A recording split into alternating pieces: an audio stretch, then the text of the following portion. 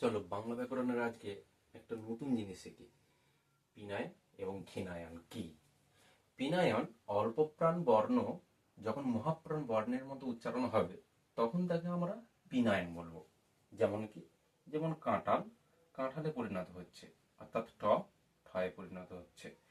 টটা অল্পপ্রাণ আর ঠটা মহাপ্রাণ। আমরা জানি কি, অল্পপ্রাণ প্রতি বর্গের প্রথম এবং তৃতীয় বর্ণ অল্পপ্রাণ, আর দ্বিতীয় এবং চতুর্থ বর্ণ মহাপ্রাণ। সেক্ষেত্রে ট কিসে পরিণত হচ্ছে? ঠয়ে পরিণত হচ্ছে, অর্থাৎ অল্পপ্রাণ মহাপ্রাণ ধ্বনিতে পরিণত হচ্ছে। একই রকম ভাবে পুকুর, পুকুরটা কিসে পরিণত হচ্ছে? কটা দেখো ক্ষয়ে পরিণত হচ্ছে, অর্থাৎ অল্পপ্রাণ মহাপ্রাণে পরিণত হচ্ছে। কাক, কাক থেকে আমরা তাই বলি কাক, কটা ক্ষয়ে পরিণত হচ্ছে, অল্পপ্রাণ মহাপ্রাণ ধ্বনিতে পরিণত হচ্ছে। একই রকম ভাবে শাক, শাকটা ক্ষয়ে পরিণত হচ্ছে, কটা ক্ষয়ে পরিণত হচ্ছে। ঠিক একই রকম ভাবে ক্ষীণায়নটা হচ্ছে পিনায়নের ঠিক বিপরীত। মহাপ্রাণ বর্ণ যখন অল্পপ্রাণ বর্ণের মতো উচ্চারণ হবে তখনই তাকে আমরা ক্ষীণায়ন বলবো।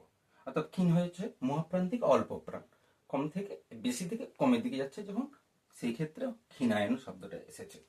দেখো, মহাপ্রাণ এখানে খ, আর অল্পপ্রাণ কি ক, অর্থাৎ চোখ চোখে পরিণত হয়ে যাচ্ছে। অর্থাৎ আমরা বলি চোখ, কিন্তু উচ্চারণ করার সময় আর চোখ বলে ফেলি। খ কয়ে পরিণত হচ্ছে।